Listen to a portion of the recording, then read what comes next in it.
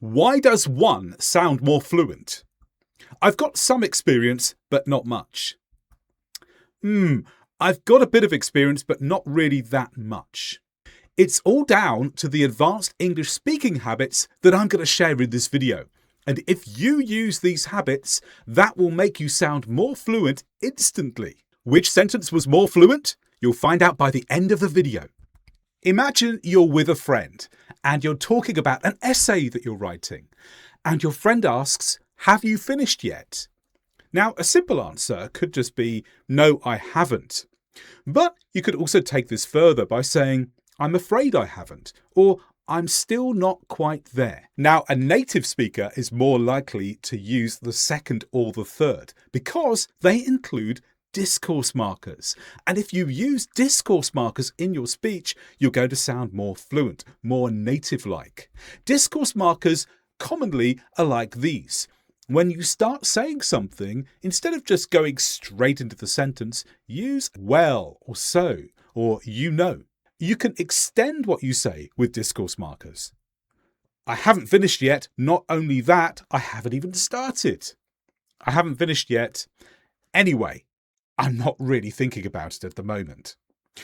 Or recasting, which is a way of introducing a further explanation on something you've already said. Perhaps you said something, you felt the meaning wasn't clear enough, and you want to say it in another way to help make it clearer. I haven't prepared for the exam. I mean the exam that's happening tomorrow. Or you could use discourse markers for responding. Look, I haven't started yet. I haven't had time. Right. This is what I'm doing. Well, I'm going to do it tomorrow. Okay, can you add discourse markers to these sentences? The question is, why didn't you pass the exam? Here are two sentences with a gap at the beginning for a discourse marker. I wasn't expecting it to be so hard. I was trying my best. They're fine on their own, but what words could we put in before to sound more fluent or native-like? Well, you could use these. Well, I wasn't expecting it to be so hard. So well introduces what you're going to say. Look, I was trying my best.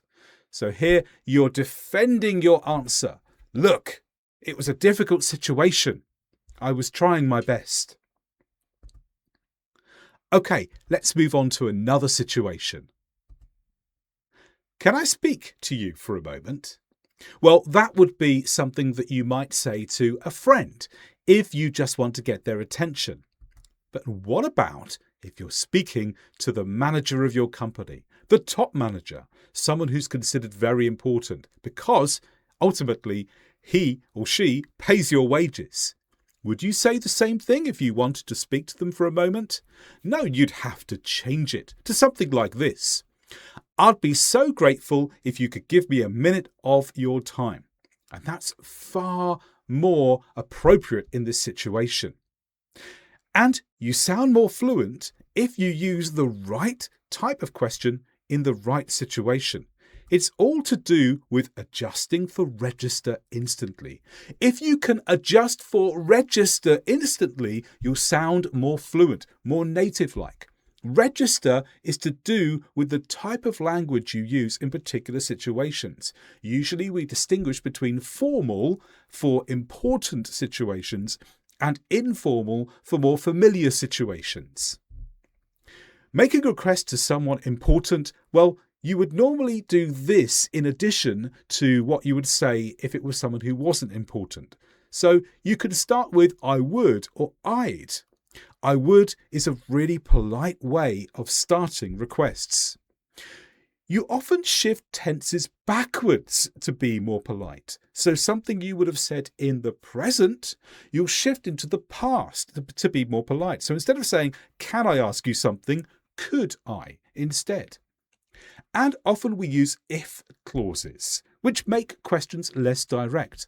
I was wondering if you could answer my question. So how would you make these more polite? Will you be a long time?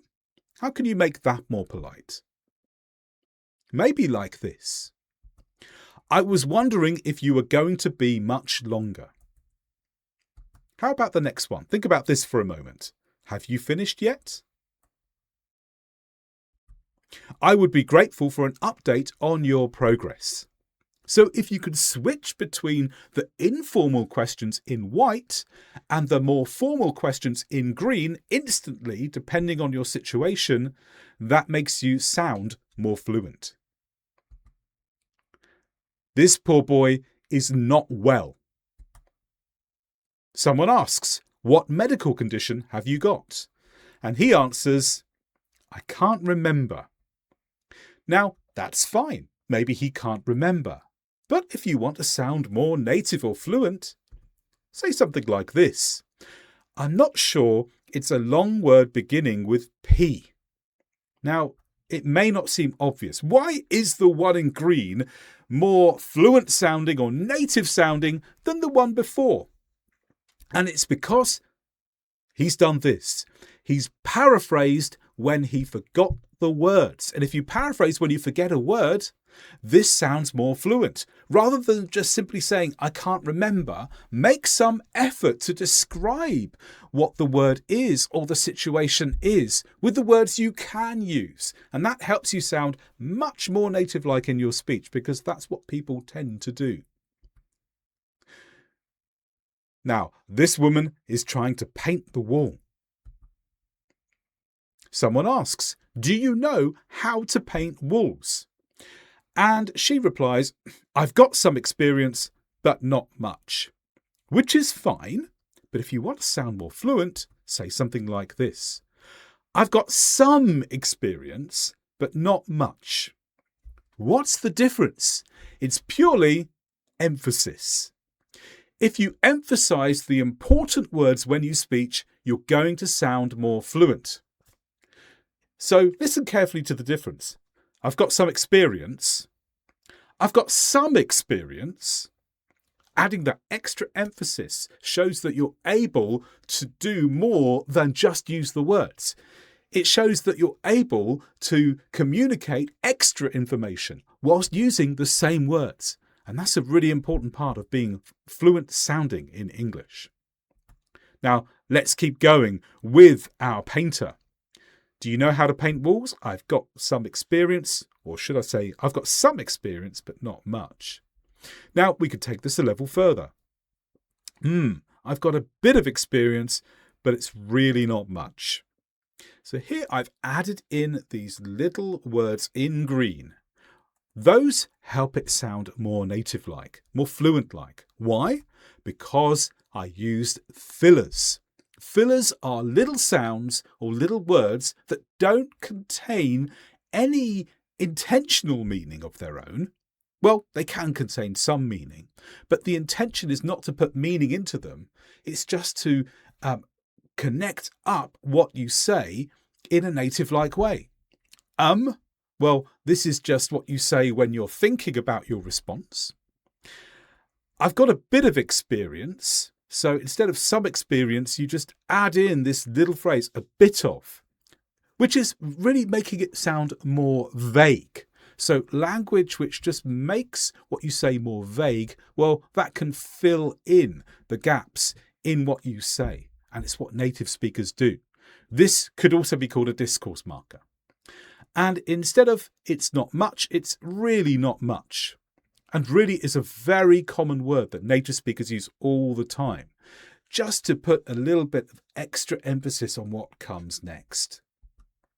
You can find out so much more about advanced English speaking and pronunciation on my course. There are so many ways in which it will help you sound more fluent and native by learning English stress patterns, pronunciation of every sound in English, intonation, rhythm, how to connect speech together, how sounds and spellings match up, what the silent letters are in English, and the variations between different regions of English. Click in the link in the description to find out more about this course.